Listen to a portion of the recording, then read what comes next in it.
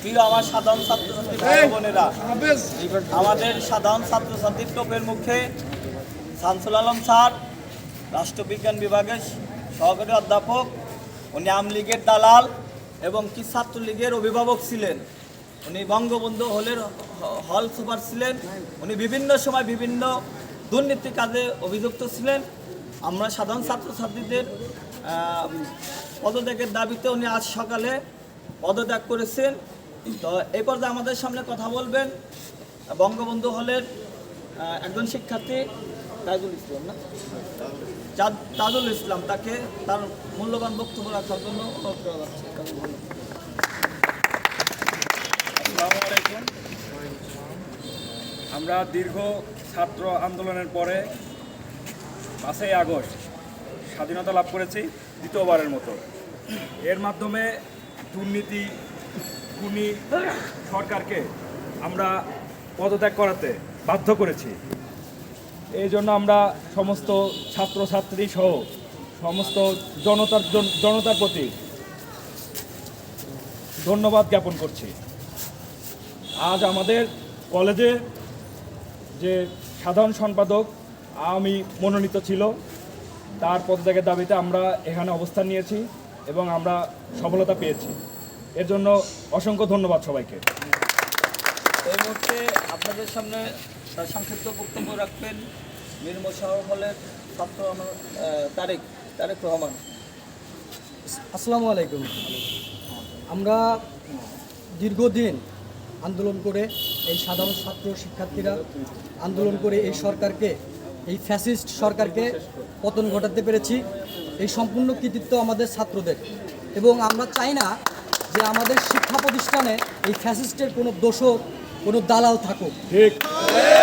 আমরা সবাই জানি যে এই শামসুল আলম স্যার আওয়ামী লীগের মনোনীত সম্পাদক ছিলেন এবং তিনি দুর্নীতি করেছেন, দালালি করেছেন। এর কারণে আমরা তার পদত্যাগের দাবিতে আমরা আজকে এখানে এসে উপস্থিত হয়েছি। কিন্তু আমাদের আগে খবর এসেছে তিনি পদত্যাগ করেছেন। তো পদত্যাগ করার মানে হচ্ছে দায় স্বীকার করে নেওয়া। এখন তিনি দায় স্বীকার করে নিয়ে পদত্যাগ করেছেন।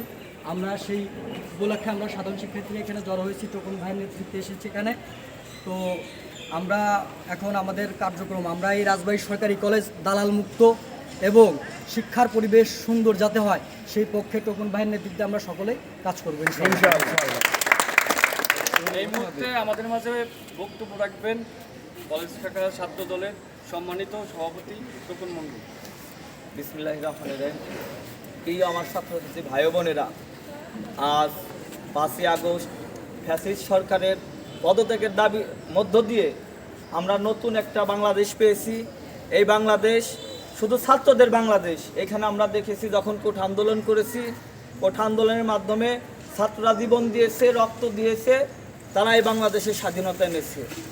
আর এই প্রতিটা ক্যাম্পাসে আওয়ামীপন্থী যেসব স্যার ছিল তারা এই ক্যাম্পাসকে অবরুদ্ধ করে রেখেছিল ছাত্রদেরকে, কিন্তু বাঘ প্রতিবন্ধ করে রেখেছিল। আজকে আমাদের শামসুল আলম স্যার শিক্ষক পরিষদের সম্পাদক ছিল, উনি আওয়ামী লীগের দালাল এবং কি ছাত্রলীগের অভিভাবক ছিল। সাবেক বঙ্গবন্ধু হলের তিনি ছিলেন, তত্ত্বাবধান হল সুপার ছিলেন। তিনি বিভিন্ন সময় ছাত্রদের গলা কেটে এবং কি জিম্মি করে তাদের কি দুর্নীতি লুটপাট করেছেন। এই ভিত্তিতে গতকালকে যখন সাধারণ ছাত্রছাত্রী কলেজ প্রশাসনের কাছে একটা দাবি নিয়ে আসলো যে হলের যে ডাইং চার্জ অনেক বেশি, ছাত্রদের নাগালের বাইরে, তো এটা যখন মিটিং হচ্ছিল শামসুল আলম স্যারের বিরোধিতা ছিল। এই কারণে আমরা গতকালকে শামসুল আলমের পদত্যাগের দাবিতে সোচ্চার হই সকল ছাত্র সমাজ সহ সাধারণ ছাত্রছাত্রী রাজবাড়ী সরকারি কলেজ ছাত্র দলের নেতৃত্বে আজকে সকালে শামসুল আলম এই আওয়ামী লীগের দালাল সে পদত্যাগ করেছে।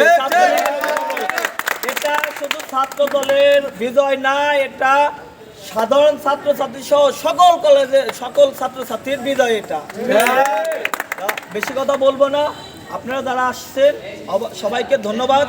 আর রাজবাড়ী সরকারি কলেজ ছাত্র দল আমার এখানে আছে দপ্তর সম্পাদক সুজন আছেন, আলতাফ হচ্ছে গিয়ে আপনার আছেন হচ্ছে গিয়ে রাকিব, সাংগঠনিক সম্পাদক রনি, তারপরে সাধারণ সম্পাদক রুবেল, আমাদের রাসেল মামাকে তো সবাই চেনেন, আর যুগ্ম সাধারণ সম্পাদক হচ্ছে কি আলতাফ, সবাই চেনেন।